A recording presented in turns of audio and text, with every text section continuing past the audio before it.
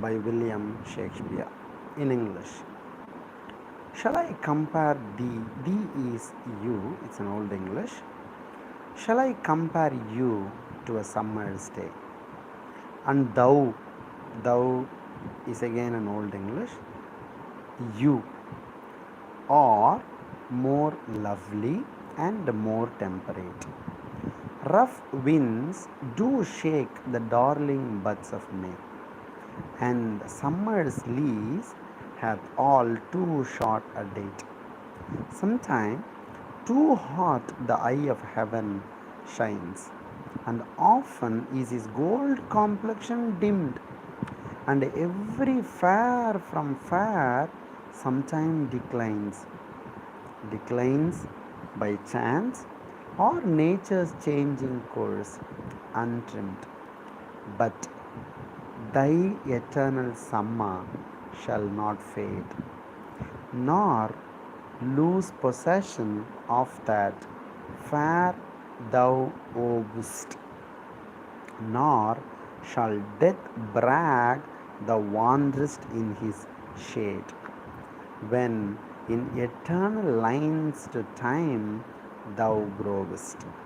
So long as men can breathe, eyes can see, so long lives this, and this gives life to thee. My dear students, this is one of my favorite poems. Before that, I want to tell you this is a sonnet. Sonnet is a poem which consists of 14 lines. But this sonnet, Shakespearean sonnet, is different from Italian sonnets or Petrarchan sonnets because they followed a pattern called octave and sestet. The 14 lines were divided into two sections. The first 8 lines were called octave and the last 6 lines were called sestet. Usually, in the first 8 lines, the poet would ask a question, and in the last 6 lines, the poet would answer the question.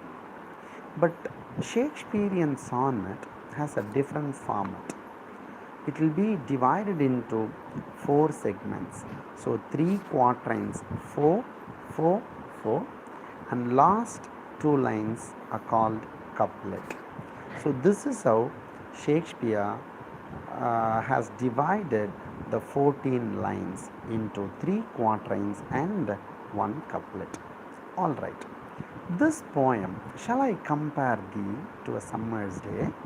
I've already uploaded it in Tamil, wherein I've told you the difference between shall I and may I.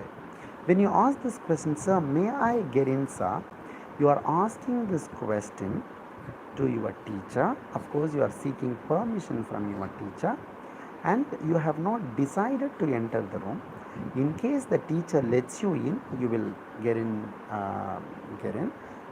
Lest you will go out. Whereas, if you ask, shall I, it means you've already decided. But then you are asking a question politely, and you are expecting only nod from your teacher, not shake from your teacher. So inside your classroom, suddenly you've got up and asked, sir, shall I go to restroom, sir? It means you already feel like peeing, or you already feel like going to loo, L-O-O, feel like going to loo. But then you are just seeking your teacher's permission, and at the same time you are expecting only nod, N-O-D. All right. So this poem, Shall I Compare Thee to a Summer's Day, is starting with a rhetorical question. He is already decided to compare his lady love with a summer's day, but even then he is asking a question, just for the sake of asking to his lady love. Hi, my dear lady love, I am planning to compare you with a summer's day. Shall I do it? And it's a metaphor. Summer's day is a metaphor which can be compared with her character. It's like she is temperate, and then she is balanced, and she is bright like the sun, and she is more beautiful, and her color is like the golden complexion. All right, so it has got a lot of meanings when I said metaphor. And in this poem, Shakespeare talks about imperfection of summer, impermanence of summer, inconsistency of summer. Why all these negative words? Imperfection of summer, impermanence of summer, and inconsistency of summer, and at last, eternal summer. And he ended the poem the with the power of poetry, which would grant immortality. All right. So in the first line, what is the first line? Shall I compare thee to a summer's day? The speaker poses a rhetorical question, contemplating whether to liken the beloved to a summer's day, whether to compare the beloved to a summer's day. This sets the stage for the comparison between the beloved's qualities and those of summer. And in the second line, what is the second line? Thou art more lovely, more temperate. Actually, I asked you a question whether I would liken you, whether I would compare you with a summer's day. But I have my own doubts because you are lovelier than the summer's day. You are more temperate than the summer's day. So he himself had a doubt now. You are more lovely, you are more temperate. All right. The speaker says that the beloved surpasses a summer's day in beauty and moderation, while summer can be extreme sometimes. The beloved's character is always gentle and always balanced. All right, look at the third line. Rough winds do shake the darling buds of May. See, during the summer season, sometimes the wind will lash, it will blow hard. So, what would happen because of the rough winds? The rough winds will shake the darling buds of May.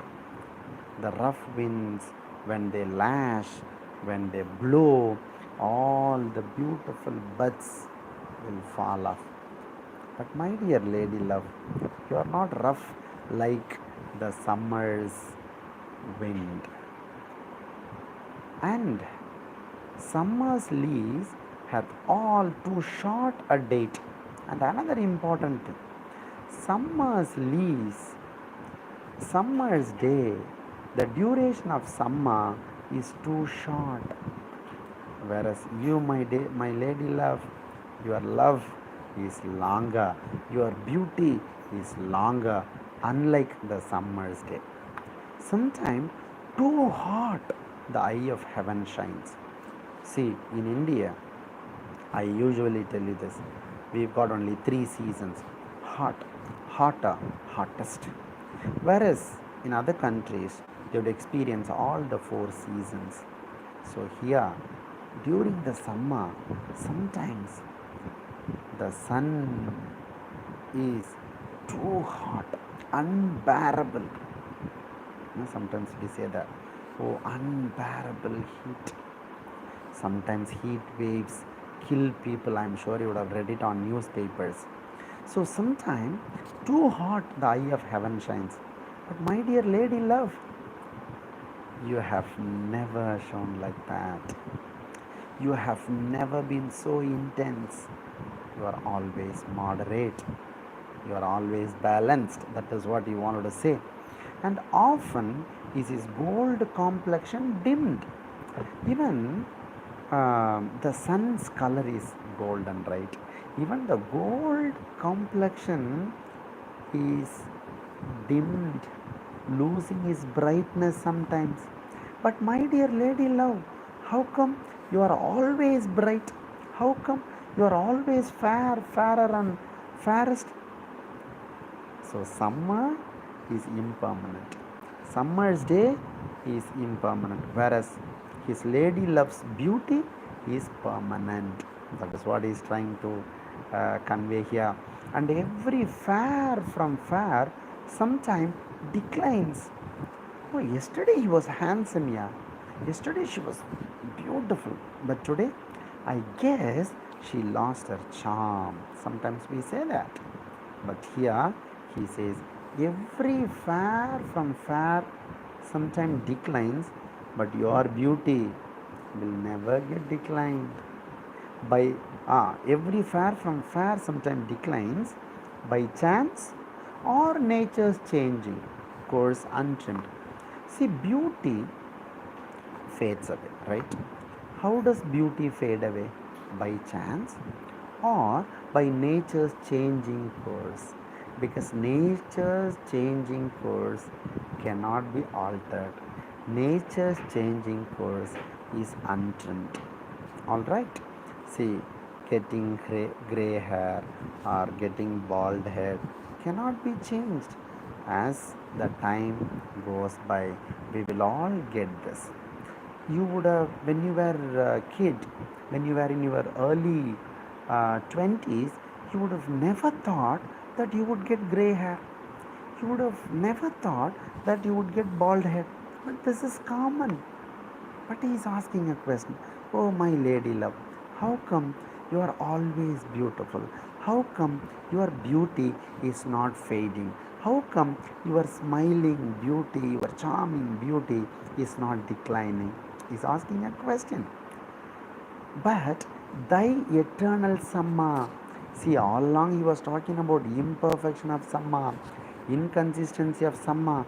But now, suddenly the change, the tone changes. How?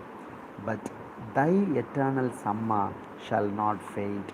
Eternal means everlasting Samma, everlasting beauty, everlasting grace will not fade, nor lose possession of that fair thou owest. Owest is thou owe, thou own, thou possess. So the beauty that you possess, the beauty that you own will never be faded, and you will never lose the beauty that you possess, nor shall death brag the wanderest in his shade. See, death is the final conquest. I think that is a point. Death is the conqueror.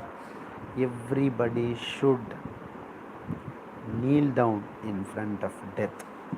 In Macflucknow, John Dryden has beautifully written it. All things are subject to decay. When fate summons, monarchs must obey. So, in front of death, we are nobody, and death levels all. But Shakespeare is asking a very pertinent question here. Can death conquer you? Hey, come on, even death cannot conquer you, my lady love. Why? How?